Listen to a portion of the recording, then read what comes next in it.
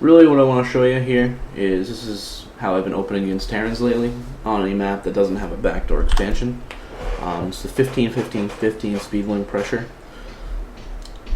Pretty much this build is designed to deny a natural expansion here, get ahead, and then you can either transition to a macro game or go all in after that. Generally, I do try to go all in this game. I will go all in, but pretty much the triggers you'll see later in this game for whether to do that or not are based on what units the opponent is producing. If they're producing fast mobile units like Banshees and Medevacs, then all-in's not really going to work as well because you can get dropped. Just kind of play it safe and you'll be alright. If they want to just make a ground-based army, you can just go kill them, no problem, easy peasy. Or if they try to go 3cc after this, easy peasy. So I'm going to put the build up, I don't know where I'm pointing, up there. Somewhere on the screen, that's fine. Pretty much it's a really basic build, pretty much everything you'd think it would be. I'm going to go 15 hatch first. The reason why I go hatch first on this is to make it look like a normal build. That way they don't get double bunker down or anything like that. If you scout it, you say, okay, this is pretty normal. One thing that this guy does interesting in this game is he actually SCV scouts. Reason being, he's actually going to be producing Marines out of that barracks instead of Reapers. He's not going to get a scout later. But he's going to come up here, he's going to see hatchery and just back off. He knows it's 15 hatch, he knows it's going to be, or he believes it's going to be a standard macro game.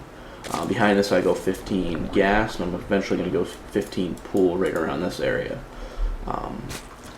If they Reaper scout, it's a little bit more annoying. It just takes a little more skill. There's a 15 pool right here. We'll be transferring into gas as soon as it's done.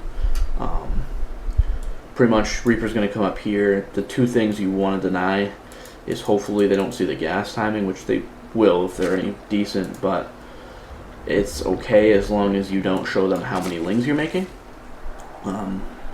They think it's only like 4 lings, they're going to feel safe to do it. So he goes barracks into CC, doesn't even get the reactor on it, which is a little interesting. Not really sure about it, but it's fine. He is going to go for some sort of macro play, and the reason he's probably doing that is because he saw the 15 hatch, so he feels safe to do so.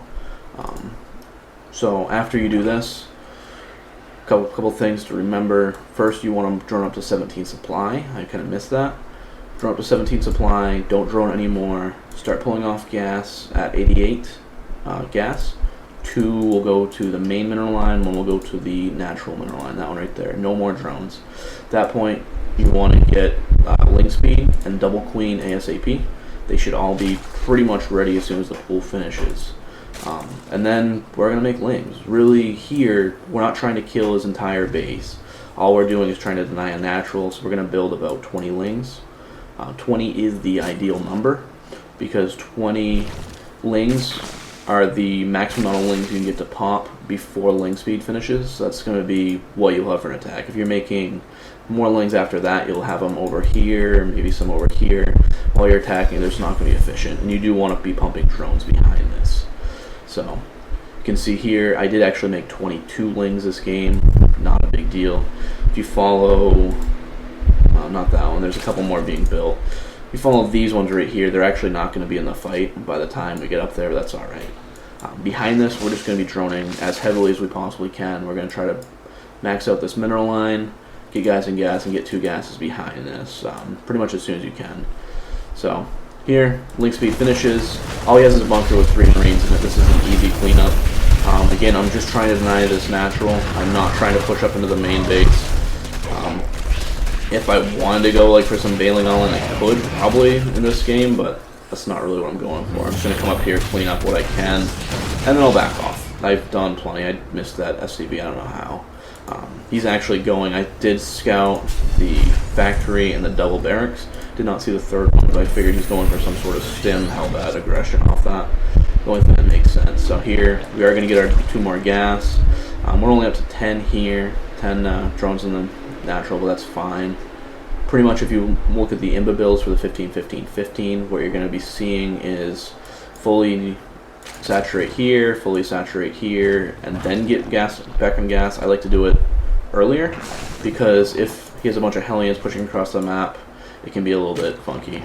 I actually try to make 2 Evo chambers. You don't want to. You don't really have the gas for that. I'm going to get Roach Warren Evo chamber ASAP right after I start these 2 gases. The reason for the Evo chamber is I want to be getting +1 attack ASAP. I probably could have got it down a little bit earlier too, but the timing actually works out pretty well here. Roach Warren I get super early.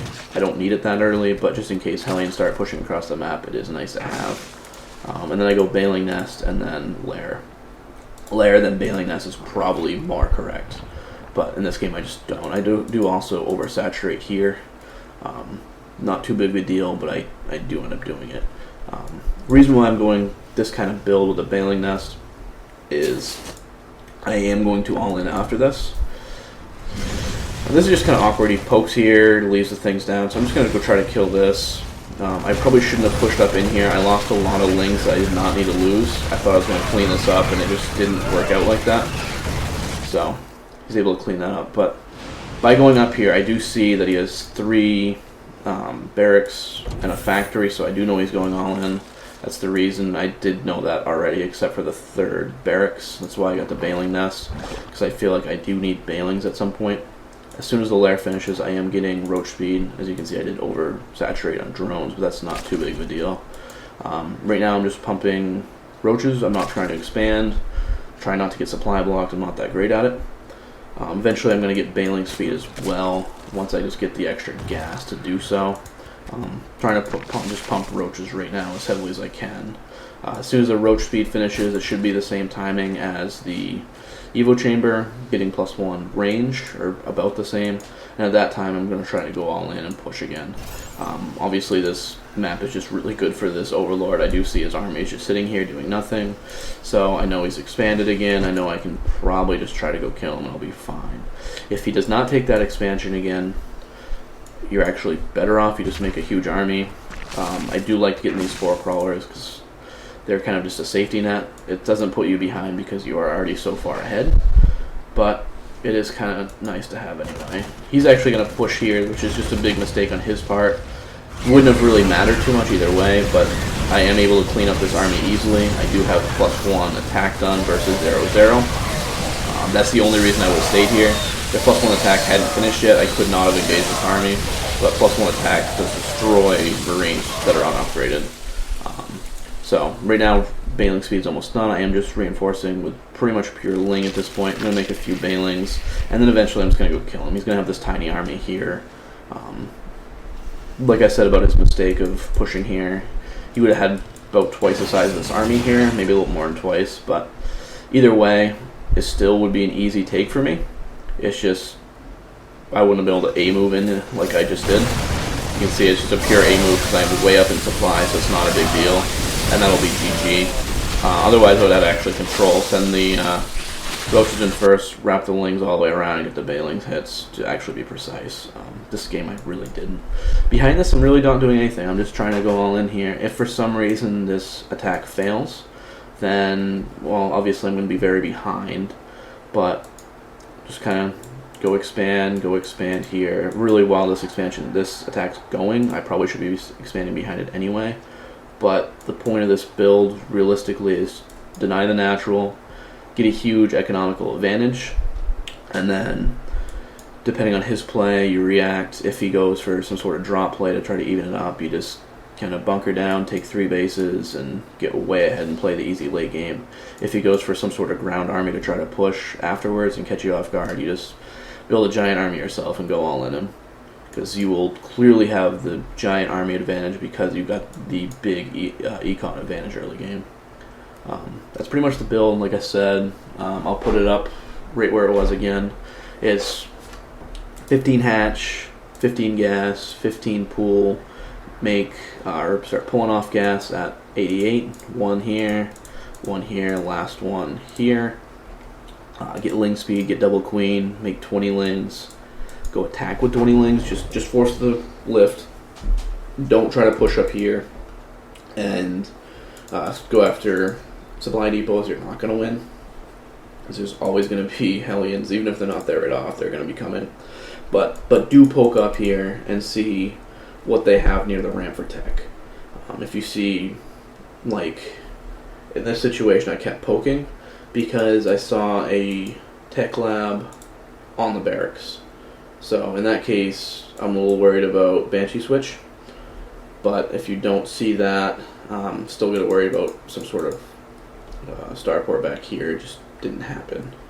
You see just a bunch of ground army craft, and you can just kind of go all in, and it's the easiest game ever. But that's how we do it. Any questions, feel free to ask me in the comment section. Other than that, thanks for watching, and hope you find this play interesting and can adapt it into your gameplay.